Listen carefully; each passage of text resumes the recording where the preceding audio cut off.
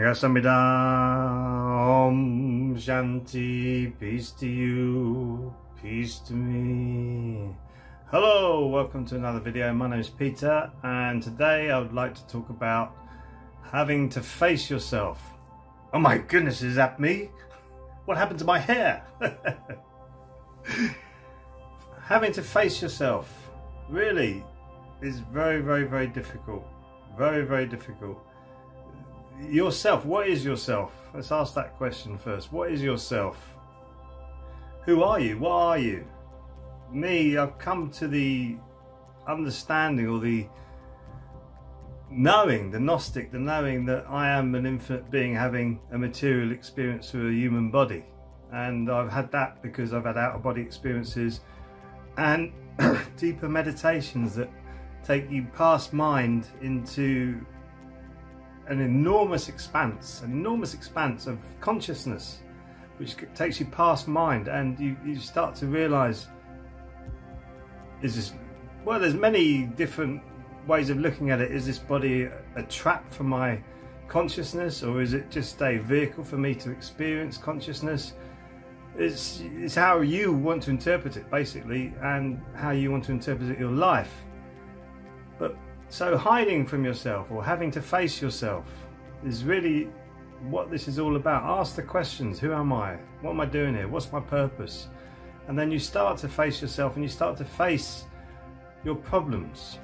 And that's really not you. Your problems are not you. Problems like drug addiction, alcoholism, emotional frailty. It's all not you. You think about a thought, right? Are your thoughts your own? Just think about that for a second. And I'm sure many thoughts coming into your head. So watch that thought come into your head. And I'm sure you've had times in your life, I know I have, when a thought has come into your head when you go, oh my goodness, what am I thinking? But a very good example of it, we got really terrible neighbours. And we keep sending love over the fence, sending love over the fence, sending love over the fence, try to get them to get the music down, stop swearing and hollering over the fence, all there's cannabis smoke and everything coming over the fence. And there was one time I was so angry coming home, I wanted to put a brick through the front door window, and I mean, I'm being totally honest here, and I wanted to slash the tyres up. And then next morning I woke up and I went, wow, wow, that was a really dark, intense feelings. Because it wasn't me, but it was there. Those feelings were there, those thoughts were there, and it's incredible. So I'm beginning to face myself and face these thoughts, and where do those thoughts come from?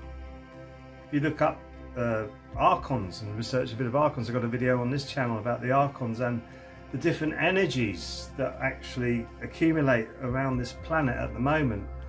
Fascinating stuff. And was that an archontic thought? Do you get caught in thought bubbles, or did I just drive through an area where there's been lots of problems and I picked up on that energy, where those thoughts became darker as I drove past that house, the neighbours who upset us?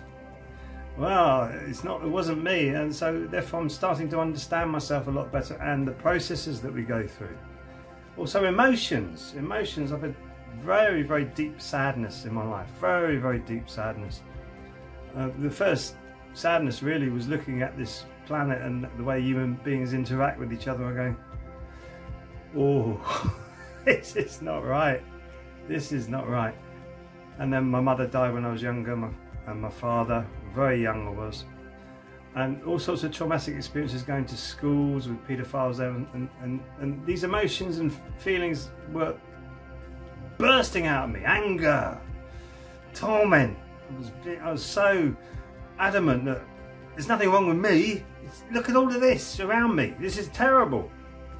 And it formed me, and it made me the person that I was then, or the human being that I was then. So I was going from that place of anger and resentment and upset, depression, feeling that, oh, this world is so unfair and I don't belong here. And then I turned that energy around and decided, well, I'm going to do something with this, and I became a musician. But it wasn't me. Those feelings, thoughts, depression, it wasn't me. Those emotions, and it's taken me, well, I've been training with this body and brain thing for now about 6 years. It's taken me this time now to just suddenly realise that actually when I get so upset when I get into arguments is that the last time I saw my father alive, we had an argument, and I walked away from that thinking, oh, I showed him then. And that next morning he died, and I realised just recently that I've just released that. I've just come to terms with that actually that's why I don't like arguments. But I don't like arguments full stop.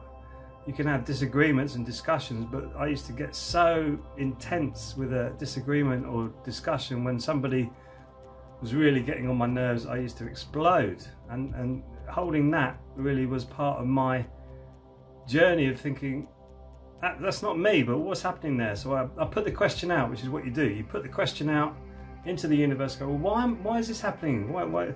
And then that came to me. One morning I was meditating, that came to me, and suddenly, and I felt refreshed. So facing myself, why was I doing that? Why was I doing that? I was doing that because I was holding on to a preconception that was really making me not who I should be, or my true self. I wasn't being the real human being that I should be or can be. I wasn't being the best version of myself. So that really made me understand or see, recognize, wow, you're stuck in a loop here, and I broke that loop, and now it's got bigger and better, which is amazing. Also with things with me, I used to be so shy, and I didn't used to be able to, I could never have done this. Never done this. Put myself out on like this. Never done this, but I'm slowly breaking those down. I could never have stood, I think the biggest Qigong class I've had is about 70 odd people. I could never have done that. Me just standing there with my information and knowledge, having to use my voice and experience to talk to 70 people in front of me. And now I've done that. I did it at the, also I did a speech about health and well-being to the Care and Quality Commission at the Royal Society about a year ago, talking about meditation, deep breathing, connecting with yourself, making the world a better place. And I've never done that. I've never done that if I hadn't connected with myself, really trying to find my higher purpose. It's what I would call liberating. It frees you up. When you find yourself, it frees you up from all these preconceptions and these thoughts and emotions that don't serve you anymore. And every time, every week, we're breathing in and breathing out, breathing in, breathing out, pushing out those old emotions, emptying the cup so that you can have new energy coming in. So it's like the waves and the particles and your attention. You understand quantum mechanics. The waves are the infinite possibilities that this world can have. The particles are this solid. So that these are restricted, limited. So when you've got energy coming into the body, energy comes in waves. And then when you turn it into particles, it will manifest into physical if you don't clear this negative energy out of the body. They've done research with that with gallstones, where they'll find if people are stressed is another energy, a negative energy. They found people with stress now they develop gallstones because their gallbladder was a little bit vulnerable. And it's because they're not clearing the stress. The ones who are meditating and deep breathing and doing the Qigong, Tai Chi, getting rid of this stress. The ones who weren't were getting the physical attributes. So finding yourself is going to make you more healthy, more vibrant as a human being. How many people do you speak to today is like, how are you? Are you doing all right? Yeah, I'm all right. I'm all right. Yeah. I'm doing good.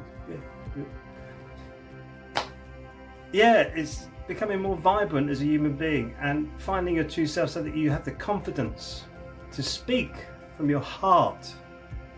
This is your biggest electromagnetic frequency, and really the point of this whole thing is finding yourself. Once you get through all these layers, get rid of all these layers that bind you to this garbage that we all get stuck in. Undo the layers, get the layers out and get into your electromagnetic frequency. The heart math has showed once we meditate and focus on our love and our gratitude, this area, electromagnetic frequency, grows.